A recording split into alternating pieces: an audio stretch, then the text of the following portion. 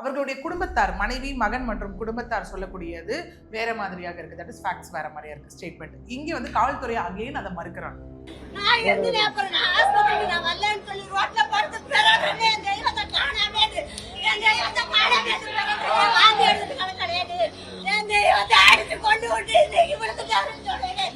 நான் எப்படி நம்புறது? ஐயோ எனக்கு நீதி கிடைக்கணும், என் புருஷன் செத்ததுக்கு நீதி கிடைக்கணும். நாங்க வீட்டுல இருந்தோம். போலீஸ் அங்க வந்து என்ன பண்ணாங்கன்னா, நீங்க வாங்க ஸ்டேஷனுக்கு வந்து ஒரு பெட்டிஷன் மட்டும் எழுதி கொடுத்துட்டு போயிருங்க அப்படின்னு சொல்லி எங்களை கூப்பிட்டாங்க. மறுநாள் காலையில நாங்க வந்து இல்ல எங்க வண்டியிலே வாங்க நாங்க கூட்டிட்டு போறோம்னு சொல்லி கூப்பிட்டாங்க. நாங்க வந்து இல்லைங்க நீங்க போங்க நாங்க வரோம்னு சொல்லிட்டு என்னோட ஹஸ்பண்ட் வண்டிலையும் நான் நடந்து ஸ்டேஷனுக்கு போனேன். ஓகே, அதாவது அந்த ஸ்டேஷன் வாசலுக்கு போனதுதான். போகும்போதே என்னுடைய கணவர் தலையில வச்சு அவங்க அடிச்சு குத்த ஆரம்பிச்சுட்டாங்க. அதுலயே அவர் அங்க மயங்கிட்டாரு. போய் ஸ்டேஷன் வாசல்ல தான் நிக்கிறோம். போய் நின்று உள்ள கூட போல, அப்படியே 2 கையை எடுத்துக்கிட்டேன். இங்கே 4 பேர் இப்படியே மண்டலே அடிச்சு இப்படியே குத்தி கீழே தள்ளி அங்கனே மயக்கம் போட்டார். ஐயோ! அதன் விளைவாக அங்கிருந்து அவரை கொண்டு போய் கவர்மெண்ட் ஹாஸ்பிட்டல் அட்மிட் பண்றாங்க. கவர்மெண்ட் ஹாஸ்பிட்டல்ல இருந்து இல்ல இவருக்கு வந்து இமீடியட்டா ஸ்கல்ல வந்து சர்ஜரி பண்ணணும், தட் இஸ் அந்த ரத்த கசிவு வந்து அதிகரிச்சுட்டே இருக்குன்னு சொன்னதுனால அங்கிருந்து நான் பிரைவேட் ஹாஸ்பிட்டல் கூட்டிட்டு அப்புறமே மயக்கம் போடுவோம். அங்கனே கீழே விழுந்துட்டு அப்புறம் ரோட்ல கடந்து உருள்றேன். என் புருஷனை இப்படி செஞ்சுட்டீங்களா? அவங்களே கார்ல வச்சு கவர்மெண்ட் ஆஸ்பத்திரி பக்கத்துல இருக்கு, அது கூட்டு போனாங்க. கூட்டு போய் ஊசி போட்டுட்டு அங்கேயே வாந்தி எடுத்து மயக்கம் போட்டாரு. ஊசி போட்டு கூட்டு வராங்க. கூட்டு வந்துட்டு கவர்மெண்ட் ஹாஸ்பிட்டல் இதெல்லாம் நடக்குது. அவங்க இன்னொன்னும் இங்க பெரிய கிளைமா வைக்கிறாங்க. என்ன பெரிய கிளைமா வைக்கிறாங்கன்னா, தட் இஸ் இந்த போலீஸார், தட் இஸ் இந்த இன்ஸ்பெக்டர் வந்து நான் ஸ்டேஷன்ல இருக்கும் போது எவ்வளோ லட்சம் செலவானாலும் சரி, 4 லட்சமோ 5 லட்சமோ எவ்வளோ செலவானாலும் சரி, மொத்த செலவையும் நாங்களே பார்த்துக்கிறோம் அப்படின்னு சொல்லி சொல்றாங்க. ஆஸ்பத்திரியில வந்து பேரம் பேசினாங்க. 5 எவ்வளவு செலவானாலும் பரவாயில்ல, இன்ஸ்பெக்டர் தான் பேசினாரு. எல்லாம் பேசி எவ்வளவு செலவானாலும் பரவாயில்ல, நான் ஏத்துக்கிறேன், நான் பாத்துக்கிறேன்டாங்க. உயிர் இருந்தா தானே பார்க்க முடியும், உயிரே இல்லையே. ஸோ இங்க ஃபேமிலி வந்து முழுக்க முழுக்க சொல்ற ஒரு இது என்னவா இருக்கு, அவங்க கிளைம் பண்றது, அவங்க பையனும் அங்கே பேசும்போது எங்களுக்கு இதில் தொடர்ந்து எல்லாரும் சொல்றதுதான், நிதி வேணாம், வேற எதுவும் வேணாம், எங்களுக்கு நீதி வேணும். மதுரையில் நடக்கக்கூடிய இல்லை இந்த மாதிரி நடந்த கடைசி காவல் நிலைய மரணம் எங்க அப்பாவோடதாக தான் இருக்கணும். இதுக்கப்புறம் இன்னொருவருக்கு இது நிகழக்கூடாதுன்னு அவர் சொல்றாரு. வேற ஒண்ணுமே கேட்கல. இந்த இது கரெக்டான உத்தரவு எனக்கு வரணும். இது வரைக்கும் மேடம் போலீஸ் தரப்புல எங்க அப்பா கடைசியை சந்திப்பு எங்க அப்பா வரணும், மரணமே எங்க அப்பா வரணும். மதுரைக்குள்ள நடந்த சம்பவம் மதுரை சம்பவம். எந்த சமையலும் ருசி தேடும் ரகசியம் 20 ரூபாய். உலக தமிழர்களுக்கு வணக்கம். இன்றைய நிகழ்வு நம்மோடு வழக்கறிஞர் பிரியதர்ஷினி அவர்கள் நினைக்கிறார்கள். வணக்கம். வணக்கம் சார். மதுரையில பூசாரி ஒருவர் அடித்துக் கொல்லப்பட்டிருக்கிறார் காவல் நிலையத்தில் அப்படின்னு புகார் கொடுத்திருக்காங்க. அவருடைய மனைவி அடித்ததில் தான் அவருக்கு மூளையில காயம் ஏற்பட்டிருக்கு, ரத்த கசிவு வந்திருக்கு அப்படின்றாங்க. 8 மணி நேரத்துக்கு மேலே என்கிட்ட வந்து பேரம் பேசினார்கள் அப்படின்னு அவங்க குற்றச்சாட்டு வைக்கிறாங்க. காவல்துறை தரப்புல பேரம் பேசினார்கள். முதல்ல இந்த காவல் நிலைய மரணங்கள் தொடர் நிகழ்வாக இருப்பதற்கு என்ன காரணம்?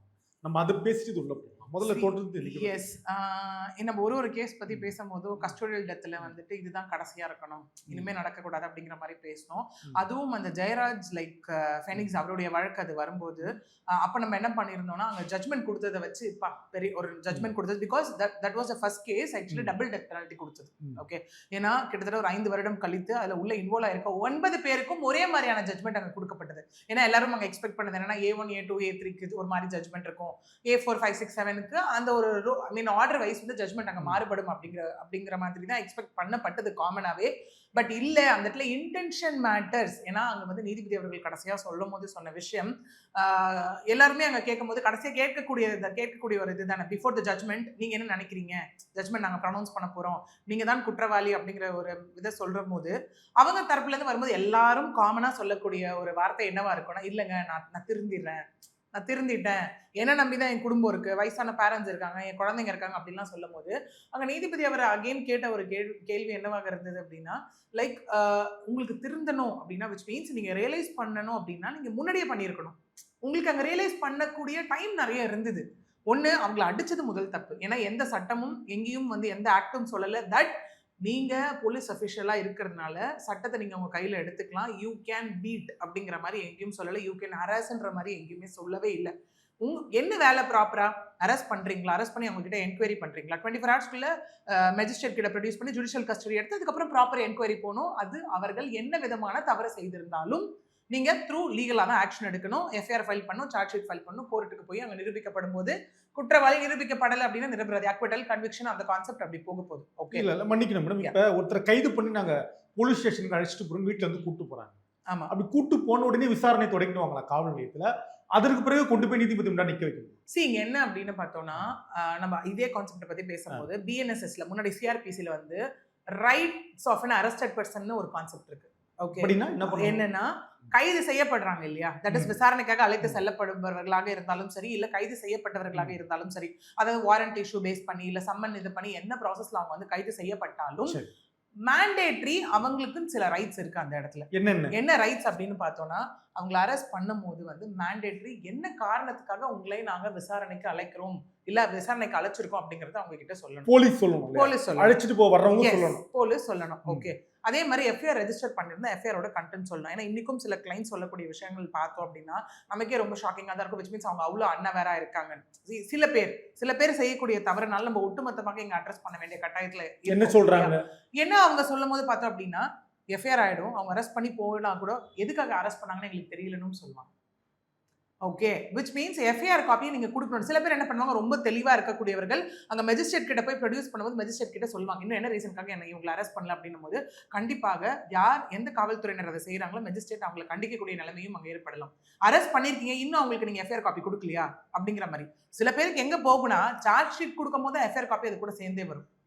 ஓகே, அவேர்னஸ் இல்லாதவர்கள் அந்த மாதிரி போவாங்க. சில பேர் இல்லைங்க என்ன வந்து ஒரு தவறான கேஸ்ல அரெஸ்ட் பண்ணிருக்காங்க, எங்கிட்ட எல்லா எவிடன்ஸும் இருக்கு டு ப்ரூவ் தட் நான் இதுல சம்மந்தப்படல அப்படின்னும் போது அவேர்னஸ் இருக்கக்கூடியவர்கள் என்ன பண்ணுவாங்க, எஃப்ஐஆர் கிளைம் பண்ணி எஃப்ஐஆர் குவாஷ் பண்ணிடுவாங்க. ஓகே, அந்த மாதிரி போவாங்க. ஸோ அந்த ஒரு கேஸ்லயும் அவங்க சொல்லும் போது என்னன்னா, லைக் நீங்க வந்து ரியலைஸ் பண்ணணும் அப்படின்னா, ஒன்னு நீங்க அவங்களை அரெஸ்ட் பண்ணி ப்ராப்பரா என்கொயரி ப்ரொசீட் பண்ணிருக்கணும், அடிக்கக்கூடாதுன்றதை நீங்க ரியலைஸ் பண்ணிருக்கணும், இல்ல அடிச்சப்புறம் அவங்களை நீங்க ஹாஸ்பிட்டல்ல சேர்க்கணும் இல்லைன்னா அவங்க உயிர் போயிடும் நீங்க ரியலைஸ் பண்ணிருக்கணும். ஓகே, இங்க எங்கேயுமே நீங்க ரியலைஸ் பண்ணாம இப்ப வந்து நீங்க தெரிஞ்சிட்டேன்னு சொன்னா அது எப்படி வந்து நீதிமன்றம் எடுத்துக்க முடியும்? அதனால உங்களுக்கு டபுள் டெத் பெனால்டி அப்படிங்கிற ஒரு கான்செப்ட் சொல்ல இன்னும் தெளிவா கேட்கறேன், பாக்குறவங்களுக்கு புரியணும்ன்றது. விசாரணைக்கு அழைச்சிட்டு போறாங்க இல்லையா, அந்த காவல் நிலையத்துல விசாரணை செய்து முடித்த பிறகு நீதிபதிக்கு முன்னாடி கொண்டு போகணும் இல்லையா, அங்க என்ன நடக்கும், அந்த விசாரணை எப்படி நடக்கும்? எந்த விசாரணையாக இருந்தாலும் அவங்க மேல எந்த விதத்திலையும் கை வைக்க கூடாது அப்படிங்கிறது தான் உறுதியாக கை வைக்க, அடிக்கவே கூடாது, ஆமா, ஆயுதங்களால தாக்க கூடாது, எதுவுமே பண்ண, அதாவது causing hurt by dangerous weapons, அது எதுவாக இருந்தாலும் ஈவன் ஸ்டேஷன்ல இருக்கக்கூடிய அவங்களுடைய பொருளான ஒரு லத்தியோ எதையுமே எடுக்கக்கூடாதுன்றதா சட்டம் சொல்லக்கூடிய விஷயம்.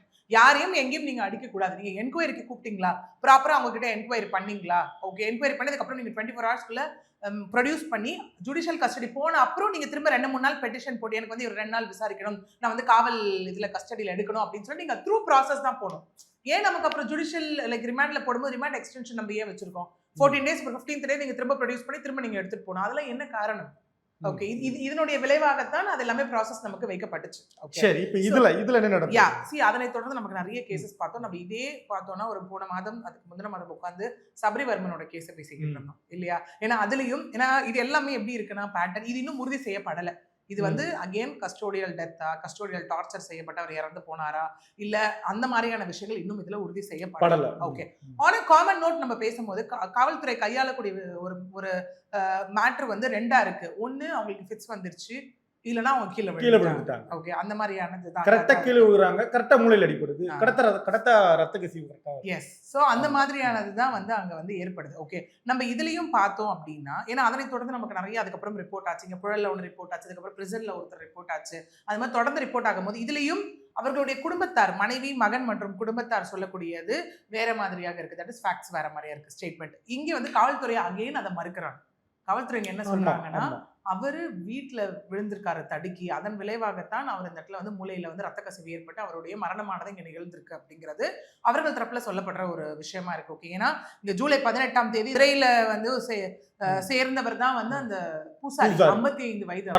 ஓகே, ஆமா, பரமசிவம். ஓகே, சோ அவரு வந்துட்டு இந்த வேலைகள்லாம் இங்க பண்ணிட்டு இருக்கும் போது என்ன மெயின் காசா அங்க சொல்லப்படுதுன்னா, இவருக்கும் இவருடைய நெய்பருக்கும், ஓகே, அண்டை வீட்டாருக்கும் வந்து அங்க ஏதோ தகராறு அதாவது வண்டி நிறுத்துவதுல வந்து ஒரு தகராறு ஏற்படுது அப்படிங்கிறது அது வந்து இருக்கக்கூடிய சிசிடிவிலையும் அங்க ரெக்கார்ட் ஆயிருக்கு அப்படிங்கிற மாதிரியானதும் இங்க சொல்லப்படுது. அதாவது ஜூலை 17ஆம் தேதி இரவு வந்து தகராறு ஏற்படுது அப்படின்னு சொல்லப்படுது. ஓகே, 18ஆம் தேதி வந்து அந்த தகராறு தொடர்பாக சிந்தாமணி காவல் நிலையத்துல வந்து போலீஸ் வந்து கம்ப்ளைண்ட் வந்து ரெஜிஸ்டர் பண்றாங்க. இவருடைய மனைவியும் அங்க பேசும்போது வந்து பிரஸ் மீட்ல அவங்க சொல்லும் போது அவங்க சொல்லியிருந்தாங்க, எஸ் இந்த மாதிரி கம்ப்ளைண்ட் ரெஜிஸ்டர் பண்ணப்படுது, அவங்களும் என் மண்டையை உடச்சிருந்தாங்க, நானும் போய் கம்ப்ளைண்ட் ரெஜிஸ்டர் பண்ணியிருந்தேன். அதன் விளைவாக நான் வந்துட்டு லைக் ஹாஸ்பிட்டல்ல குளுக்கோஸ் ஏத்திட்டு இருந்தாங்க. போலீஸ் வந்து எனக்கு காவல் நிலையத்துக்கு கூப்பிடும்போது மனைவி ஐயம்மா சொல்றாங்க. அவங்க ஓகே என்னை தட்டி காவல் நிலையத்துல வந்து அவங்க எழுப்பும் போது என்னால வந்து ரெஸ்பாண்ட் பண்ண முடியல, என்னால எந்திரிக்க முடியல. நான் நாளைக்கு வரேன் அவங்க கிட்ட சொல்லிட்டேன். ஓகே தென் இரவாக திரும்ப வந்து என்னுடைய கணவர் என்னுடைய மகன் நாங்க 3 பேர் இருந்தா மறுநாள் காலையில நாங்க போலீஸ் ஸ்டேஷன் நாங்க வீட்டுல இருந்தோம். போலீஸ் அங்க வந்து என்ன பண்ணாங்கன்னா, நீங்க வாங்க ஸ்டேஷனுக்கு வந்து ஒரு பெட்டிஷன் மட்டும் எழுதி கொடுத்துட்டு போயிருங்க அப்படின்னு சொல்லி எங்களை கூப்பிட்டாங்க. மறுநாள் காலையில நாங்க வந்து இல்ல எங்க வண்டியிலே வாங்க நாங்க கூட்டிட்டு போறோம்னு சொல்லி கூப்பிட்டாங்க. நாங்க வந்து இல்லைங்க நீங்க போங்க நாங்க வரோம்னு சொல்லிட்டு என்னோட ஹஸ்பண்ட் வண்டிலையும் நான் நடந்து ஸ்டேஷனுக்கு போனேன். ஓகே அதாவது அந்த ஸ்டேஷன் வாசலுக்கு போனதுதான். போகும்போதே என்னுடைய கணவர் தலையில வச்சு அவங்க அடிச்சு குத்த ஆரம்பிச்சுட்டாங்க. அதுலயே அவர் அங்க மயங்கிட்டாரு. நான் வந்து என் பையனை கூப்பிடுறேன் அந்த இடத்துல, இந்த மாதிரி அப்பாவை அடிச்சு கொல்ல பாக்குறாங்க நீ வான்னு சொல்லும் போது என் பையனை வந்து அவங்க என்னையும் என் பையனையும் நோக்கி அவங்க மேல கஞ்சா கேஸ் போடுன்னு சொல்லி காவல்துறையினர் அங்க சொன்னாங்க. ஓகே அதனால நாங்க ஓடி போனோம். என் பையன் போகும்போது விரட்டிட்டு போய் போலீஸார் அதை சொல்லிட்டு போனாங்க அப்படிங்கிறது அவங்க சொல்லக்கூடிய ஸ்டேட்மெண்ட். ஓகே அதன் விளைவாக அங்கிருந்து அவரை கொண்டு போய் கவர்மெண்ட் ஹாஸ்பிட்டல் அட்மிட் பண்றாங்க. கவர்மெண்ட் ஹாஸ்பிட்டல்ல இருந்து இல்ல இவருக்கு வந்து இமீடியட்டா ஸ்கல்ல வந்து சர்ஜரி பண்ணணும், தட் இஸ் அந்த ரத்த கசிவு வந்து அதிகரிச்சுட்டே இருக்குன்னு சொன்னதுனால அங்கிருந்து நான் பிரைவேட் ஹாஸ்பிட்டல் கூட்டிட்டு மருத்துவர் சொல்றாங்க, கவர்மெண்ட் ஹாஸ்பிட்டல் டாக்டர் அவங்க சொல்றத மனைவி வந்து அடிச்சத பாக்குறாங்க இல்லையா, ஐயம்மாள் வந்து கணவன் அடிச்சத பாக்குறாங்க. அவங்க என்ன சொல்றாங்கன்னா, அந்த கணவர் அடிச்சத பாக்குறது மட்டும் இல்லாம இங்க இன்னொன்னும் அவங்க சொல்றாங்க என்னன்னா, போலீஸாரோட பேர் எனக்கு தெரியாது, பட் நான் பார்க்கும்போது நான் அடையாளம் காமிப்பேன் அப்படின்னு சொல்லி சொல்றாங்க. அவருடைய பையன் நீங்க என்ன சொல்றாங்கன்னா, 2 பேர் யூனிஃபார்ம்லயும் 2 பேர் டிஷர்ட்லயும் இருந்தாங்க அப்படின்னு சொல்லிட்டு அவர் சில பேரை சொல்றாரு. இன்ஸ்பெக்டர் பாஸ்கர், ஜெயக்குமார், ஆனந்த், கந்தசாமி, கண்ணன் இவங்க பேரெல்லாம் சொல்றாரு. நீங்க வேணும்னா சிசிடிவி எடுத்து செக் பண்ணுங்க, அந்த வாசல்ல சிசிடிவி இருக்கு அப்படிங்கிற மாதிரியும் அவர் சொல்றாரு. அது என்ன வாசல் சிசிடிவி எடுத்து செக் பண்ண சொல்றது? That is police CCTV. ஏன்னா அந்த வாசல்ல நடந்ததை தானே இவங்க கிளைம் பண்றாங்க. இங்க ஸ்டேஷனுக்குள்ளே நாங்க இன்னும் போல, உள்ள உட்கார்ந்துட்டு இன்ஸ்பெக்டரும் எஸ்ஐயும் அடிக்க விட்டு வேடிக்கை பாக்குறாங்கன்றது இவங்க சொல்லக்கூடிய ஸ்டேட்மெண்ட். இவ்வளவு வாசல்ல நடந்துருக்கு. எஸ் அவங்க சொல்லக்கூடிய ஸ்டேட்மெண்ட். கஞ்சா வழக்கு மிரட்டுன்றதும் நடந்தது. நான் அந்த மாதிரி அவர் மயக்க போட்டு விழுறாரு. அவர் வந்து நான் ரோட்லயே நான் அடிச்சு புரண்டுட்டு நான் அழுவுறேன். அங்கிருந்து வந்துட்டு என் ஹஸ்பண்ட் வந்து கூட்டிட்டு போறாங்க ஹாஸ்பிட்டலுக்கு. கூட்டிட்டு போகும்போது கவர்மெண்ட் ஹாஸ்பிட்டல் இதெல்லாம் நடக்குது. அவங்க இன்னொன்னும் இங்க பெரிய கிளைமா வைக்கிறாங்க. என்ன பெரிய கிளைமா வைக்கிறாங்கன்னா, தட் இஸ் இந்த போலீஸார், தட் இஸ் இந்த இன்ஸ்பெக்டர் வந்து நான் ஸ்டேஷன்ல இருக்கும் போது எவ்வளோ லட்சம் செலவானாலும் சரி, 4 லட்சமோ 5 லட்சமோ எவ்வளோ செலவானாலும் சரி, மொத்த செலவையும் நாங்களே பார்த்துக்கிறோம் அப்படின்னு சொல்றாங்கன்னா அவங்க வைக்கக்கூடிய ஸ்டேட்மெண்ட். ஓகே பட் காவல்துறையினங்க என்ன சொல்றாங்க, அவர் ஆல்ரெடி தவறி விழுந்துட்டாரு, இந்த கம்ப்ளைண்ட் கொடுக்கும்போது வருவாய் கோட்டாட்சியர் வந்து விசாரணை முடிஞ்சிருச்சு, இப்போ வந்துட்டு விசாரணையும் இங்க வந்து நடந்துட்டு இருக்கு. தட் இஸ் மதுரை ஹைகோர்ட்ல போய் ஃபேமிலி என்ன பண்றாங்கன்னா ஒரு பெட்டிஷன் ஃபைல் பண்றாங்க.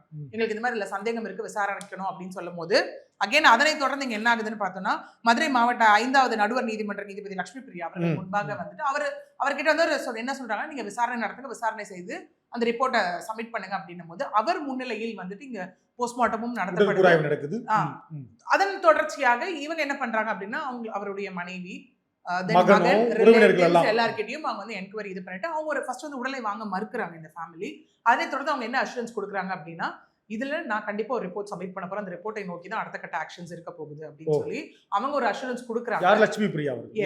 எஸ் அவங்க ஒரு அஷூரன்ஸ் ஃபேமிலிக்கு கொடுக்குறாங்க. அதன் விளைவாக உடலை வந்து இவங்களும் இங்க வாங்கிக்கிறாங்க. ஓகே இப்ப மெயினா எல்லா கேசஸ்லயும் இருக்க மாதிரி இதுலயும் நம்ம பார்த்தோம் அப்படின்னா, எஸ் போஸ்ட்மார்ட்டம் ரிப்போர்ட் பெரிய ஒரு எவிடன்ஸா இந்த இடத்துல இருக்க போகுது. ஓகே அதுக்கப்புறம் இவங்க மெஜிஸ்ட்ரேட் பண்ணக்கூடிய லைக் இந்த என்கொயரி, தென் சிசிடிவி, இது எல்லாம் ஒரு பெரிய எவிடன்ஸா வைத்து தான் அடுத்த கட்டமாக இது போலீஸார் கிளைம் பண்ற மாதிரி இவர் தவறி விழுந்ததுனால அது நடந்த அடியா இல்ல காவல்துறையினர் இவங்க சொன்ன மாதிரி அடிச்சாங்க அப்படிங்கிறத வைத்து தான் நமக்கு இது வந்து அவர் தடுக்கி விழுந்ததுனால அவர் இறந்து போயிட்டார், இல்ல வந்து போலீஸ்க்கு சம்மந்தம் இல்லைன்னு வரப்போகுதா, இல்ல முழுக்க காவல்துறையினரால நிகழ்த்தப்பட்ட ஒரு மரணம்னு வரப்போகுதா அப்படிங்கிறது நமக்கு இங்க தெரிய வரும். காவல் நிலையம் வாசப்படியில அடிக்கிறாங்க, கணவரை அடிச்சு அடிச்சிருக்காங்க, அடிச்சு மயக்கம் போட்டு விழுந்ததா அவங்க சொல்றாங்க இல்லையா, அடிச்சு மயக்கம் போட்டு விழுந்ததா சிசிடிவிக்கு எடுத்தா நம்ம பார்க்கலாம்னு இப்போ ஒரு செய்தி வந்துட்டு இருக்கு, அங்க சிசிடிவி வேலை செய்யலாம். போலீஸார் தரப்புல இருந்து அதுவும் சொல்லியிருக்காங்க. அவங்க ஃபேமிலி என்ன சொல்றாங்கன்னா, இல்ல சிசிடிவி வந்துட்டு அப்ப வேலை செய்யலன்னு சொல்லி அவங்க சொல்லியிருக்காங்க.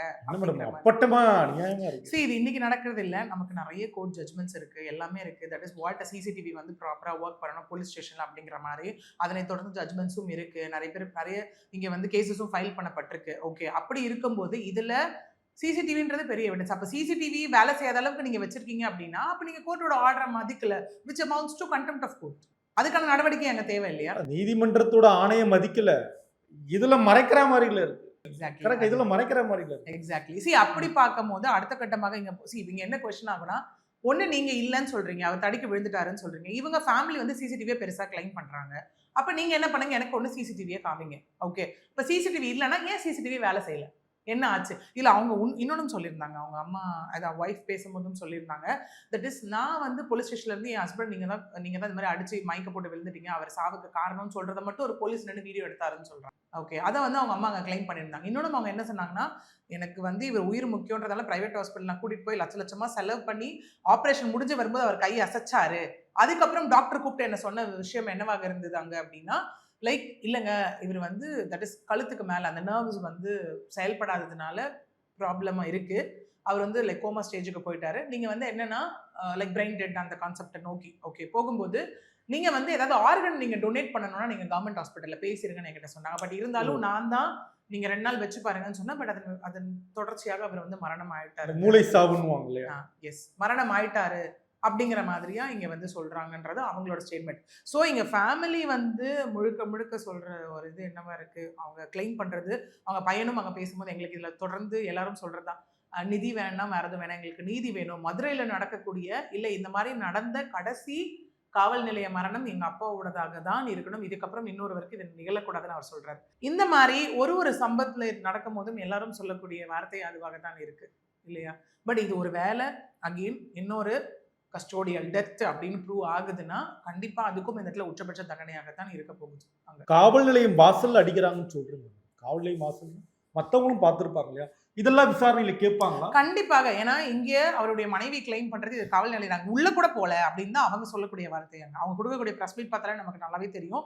நாங்க உள்ள கூட போல வாசல்ல இது எல்லாமே நடந்துருச்சுன்னு சொல்றாங்க. ஓகே, அவ்வளவு அவசரமா காலையில போலீஸ் வீட்டுக்கு வந்து எங்களை பெட்டிஷன் எழுதி கொடுங்கன்னு சொல்லி கூப்பிட்டு போய் இதெல்லாம் பண்ணிட்டாங்கன்னு சொல்றாங்க. இப்போ கண்டிப்பாக இப்போ ஒரு கம்ப்ளைண்ட் போகுதுன்னா ஒருத்தவங்க பாதிக்கப்படுறவங்க கொடுக்கக்கூடிய கம்ப்ளைண்ட், அவங்க கொடுக்க போற ஸ்டேட்மெண்ட், தென் எஃப்ஐஆர் இதெல்லாம் வச்சுதான் சார்ஜ் ஷீட். அடுத்தது அதில் யாரெல்லாம் இன்க்ளூட் பண்ணப்பட்டிருக்காங்களோ அந்த எவிடன்ஸ் எல்லாமே வச்சுதான் கேஸ் அடுத்த கட்டத்தை நோக்கி போக போகுது. ஓகே, இவங்க இங்க வந்து கண்டிப்பா இவங்க இந்த கம்ப்ளைண்ட்ல எல்லாத்தையுமே கொடுத்துருப்பாங்கல்ல. அவங்க கம்ப்ளைண்ட் வைக்கிறதுல தெரியுதுல்ல இந்த மாதிரி இருந்தா வாசல்ல எங்க இது நடந்தது அப்படின்னா பிளேஸ் ஆஃப் அக்கரன்ஸ் எங்க ஸ்டேஷன் வாசல் பிளேஸ் ஆஃப் அக்கரன்ஸ். அப்ப கண்டிப்பா அது வந்து அடுத்த கட்ட என்கொயரியில வந்து அது ஒரு பெரிய கொஸ்டினா ஒரு கொஸ்டினரை உள்ள இன்க்ளூட் படத்தானே போகுது. அப்ப கண்டிப்பா அதுக்கான சொல்யூஷன் அங்க தேவை இல்லையா? ஏன்னா வரும்போது அப்ப நீங்க வந்தீங்கன்னா அந்த இடத்துல அப்ப யார் இருந்தா, எத்தனை பேர் இருந்தாங்க, இன்னும் எத்தனை போலீசஸ் இருந்தாங்க, இல்ல பொதுமக்கள் யாராவது இருந்தாங்க விசாரிப்பாங்க, எல்லாரையும் விசாரிப்பாங்க. கண்டிப்பாக அப்படி இருந்தாங்க அப்படின்னா they'll be included as a eyewitness to the case. Okay, ஏன்னா ஒரு எவிடன்ஸை வைத்து மட்டுமே கேஸ் அடுத்த கட்டத்தை நோக்கி போக போறது கிடையாது. ஓகே, ஏன் இதுல மெயினா போஸ்ட்மார்ட்டம் சொல்றேன்னா போஸ்ட்மார்ட்டம் ரிப்போர்ட் பிரிலிமினரி இது இருக்கு. அதுக்கப்புறம் யாரு அந்த போஸ்ட்மார்ட்டம் பண்ணாங்களோ அந்த டாக்டர் உள்ள எக்ஸ்பர்ட் விட்னஸா உள்ள வருவாங்க. ஓ, மருத்துவர். ஆமா, மேண்டேட்டரி. நம்ம அதான் சொல்றேன். இப்போ சில இடத்துல பார்த்தோம் அப்படின்னா அங்க சில திரைப்படங்கள் கூட வரும் போஸ்ட்மார்ட்டம் ரிப்போர்ட்டையே மாத்திட்டோம். அது எப்படி? அது வந்து சில எக்ஸாஜரேட்டிவ் ஃபேக்டர் அது வரும் மூவின்னு வரும்போது ஸ்டோரி பேஸ்டு போகும்போது. பட் நிஜத்துல அப்படி நடக்கக்கூடிய வாய்ப்பு கிடையாது. ஏன் சொல்றேன்னா நமக்கு இங்க மோஸ்ட் ஆஃப் த கேசஸ் இந்த மாதிரி கான்ட்ரோவர்ஷியலான டெத்ல நம்ம போனோம் அப்படின்னா அந்த செய்யப்பட்ட உடற்கூறு ஆய்வானது வந்து வீடியோ ரெக்கார்டிங் பண்ணப்படும். சரி, ஓகே, அந்த வீடியோ ரெக்கார்டிங் வந்து ஜட்ஜ் கிட்ட அகைன் ப்ரொடியூஸ் பண்ணப்படும். இதுல வந்து எந்த வித உங்களுக்கு அந்த மாதிரி பட் டெக்னிக்கல் டேர்ம்ஸ் என்னன்றது வழக்கறிஞருக்கும் இல்ல நீதிபதிக்கும் தெரியாது. மருத்துவர் தான டெக்னிக்கல் டேர்ம்ஸ். இல்ல, அந்த டெக்னிக்கல் டேர்ம்ஸ் படிக்கிறதுக்கு எங்களுக்கு மெடிக்கல் ஜூரிஸ்ப்ருடன்ஸ்னு ஒரு கான்செப்ட். ஓகே, ஏன்னா இப்போ நம்ம போறோம் ஒரு வழக்கறிஞரா அந்த இடத்துல இருந்து நாளைக்கு டாக்டர்ஸே வரும்போது கிராஸ் பண்ணும்போது நமக்கு அந்த டேர்ம்ஸ் தெரியணும்ல. சோ கண்டிப்பா அதுக்கானதும் அந்த இடத்துல இருக்கு. ஏன் நம்ம அந்த டாக்டரை கூப்பிடுறோம்னா அவங்க கொடுக்குற ரிப்போர்ட் மட்டும் இல்லாமல் அவங்க கொடுக்கக்கூடிய report that is in return. Okay, அது வந்து அவங்க கோர்ட் ஏறி சொல்ல போறாங்களே அது கூட ஒத்து போகுதான்றது பெரிய மேட்ச் எடுத்தது. ஓகே, கண்டிப்பா அந்த இடத்துல கிராஸ்ன்னு வரும்போது சில அந்த இடத்துல கண்டிப்பா அவங்க வந்து இன்க்ளூட் பண்ணுவாங்க. ஸோ எவிடன்ஸ் இந்த மாதிரி பல மாதிரியான எவிடன்ஸ் தான், பிரைமரி, டாக்குமெண்ட்ரி, இதே மாதிரி நம்ம ஃபாரன்சிக் உள்ள எக்ஸ்பர்ட்ல கொண்டு வருவாங்க. இப்போ சில இடத்துல வந்து அவங்க யூஸ் பண்ண ஆயுதங்கள்லாம் இருந்ததுன்னா கைரேகை நிபுணர்கள் வந்து அவங்க தான் அதை வந்து பரிசோதனை பண்ணியிருப்பாங்க. தட் இஸ் அந்த லைக் ஃபிங்கர் பிரிண்ட்ஸ் மேட்ச் அது எல்லாமே அவங்க தான் பண்ணியிருப்பாங்க. ஸோ அவங்களும் எக்ஸ்பர்ட் விட்னஸா உள்ள கொண்டு வரப்படுவாங்க. இந்த மாதிரி பலகட்ட எவிடன்ஸை வைத்து மட்டும்தான் ஒரு கேஸ்ல யூஸ்வலா எல்லா கேசஸ்லயும் நமக்கு ஒரு ஜட்மெண்ட் ஆனது வந்து அங்கே கொடுக்கப்படுது. ஓகே, ஸோ இதுலயும் மெயினா நம்ம அடுத்தது வந்து அந்த போஸ்ட்மார்ட்டம் ரிப்போர்ட், தென் மெஜிஸ்ட்ரேட் கொடுக்க போறிய ரிப்போர்ட், இது வைத்து மட்டும்தான் நமக்கு அடுத்த கட்டமாக இது என்ன அப்படிங்கிறது நமக்கு தெரிய வரும். நான் ஒரு வார்த்தையை அழுத்தி சொல்றேன். நீங்க வழக்கறிஞர் அடிப்படையில் நீங்க அந்த அவங்க பேசுனதை பார்த்துருப்பீங்க. ஐயம்மாலும் பேசுறாங்க, மகனும் பேசியிருப்பாங்க. நீங்க விருப்பு இல்லாம உண்மையை சொல்லுங்க. அதை பாக்குறப்ப உங்களுக்கு என்ன தோணுச்சு? நான் திரும்ப தான் சொல்றேன், நான் அந்த காமன் மேன் கிடையாது. பார்க்கும்போது ஜஸ்ட் லைக் தட் அது அப்படியே நம்பக்கூடிய காமன் மேன் கிடையாது. ஓகே, நம்ம அகெயின் நம்ம இன்டர்பிரேட் பண்றது எதை பேஸ் பண்ணி இருக்கணும்னா முழுக்க எவிடன்ஸை பேஸ் பண்ணி மட்டும்தான் நம்ம வந்து பேச முடியும். இங்க குறைந்தபட்சம் நீங்க ஒரு உண்மைத்தன்மையை நீங்க உணர்வு முடியும் இல்லையா? கண்டிப்பா இங்க வெறும் ஒரு பிரஸ் ரிலீஸையோ ஒரு ஸ்டேட்மெண்ட்டையும் வைத்து எந்த உண்மைத்தன்மையும் ஐ மீன் அங்கதான் ஒரு பெரிய டிஃபரன்ஸ் இருக்கு between a common man and professional person. ஏன்னா நம்ம எல்லாத்தையும் பார்க்கும்போது நம்ம வந்து சொல்ற ஒரு மேட்ரே என்னவா இருக்கும் இந்த இடத்துல அப்படின்னா, நமக்கு ஒரு லீகல் டேர்மே இருக்கு, audi alteram partem, to be heard on both sides. இரு தரப்புலையும் இருக்கக்கூடிய அவங்க சொல்லக்கூடிய ஸ்டேட்மெண்ட்ஸ், அவங்க முன்னெடுத்து வைக்கக்கூடிய ஆதாரங்கள், இது எல்லாத்தையும் வைத்து மட்டும்தான் அடுத்த கட்ட ஒரு டிசிஷன் பாயிண்ட்டுக்கே நம்ம போக முடியும். ஓகே, இங்கே நமக்கு இன்னும் எவிடன்ஸ் எதுவுமே தெரிய வரல. ஓகே, ஸோ அந்த எவிடன்ஸை நான் திரும்ப ஸ்ட்ராங்காக சொல்றதுக்கு ரீசன் இதுன்னு இல்லை. நம்ம எந்த கேஸ் பற்றி நம்ம டிஸ்கஸ் பண்ணாலும், எந்த லீகல் பாயிண்ட்டை பற்றி நம்ம டிஸ்கஸ் பண்ணாலும் நான் சொல்லக்கூடிய விஷயம், ஏன் நான் அது சிம்பிளாக சொல்றேனே கனெக்ட்டுக்கு, நம்ம நாளை பின்ன ஒரு ஜட்மெண்ட் வரைக்கும் போகுது அப்படின்னா ஒரு எவிடன்ஸை வைத்து மட்டும்தான் நமக்கு ஜட்மெண்ட்டே வரும். இவர்தான் குற்றவாளி என்பது ஆதாரங்களின் அடிப்படையில் உறுதியானது, இவர் குற்றவாளி இல்லை என்பது ஆதாரங்கள். இன்னொரு இது பார்த்தோம் அப்படின்னா, இவர்தான் குற்றவாளி என்பதை நிரூபிக்க போதுமான ஆதாரங்கள் இல்லை. ஸோ எல்லா இடத்துலையும் எவிடன்ஸ் பேஸ். ஸோ முழுக்க அந்த எவிடன்ஸை பேஸ் பண்ணி மட்டும்தான் அஸ் அ ப்ரொஃபஷனல் நான் இந்த இடத்துல எடுத்து வைக்க முடியும், பேச முடியும். So this is in a preliminary stage to decide எந்த சைடாக இருக்கும் அப்படிங்கிறது. ஸோ அடுத்த கட்டமாக வரக்கூடிய எவிடன்ஸ் வைத்து மட்டும்தான் நம்ம அகைன் உட்கார்ந்து பேசும்போது நமக்கு தெரிய வரும். நன்றி. நன்றி. ஆச்சி மசாலா. எந்த சமையலும் ருசி தேடும் ரகசியம். 20 ரூபாய்.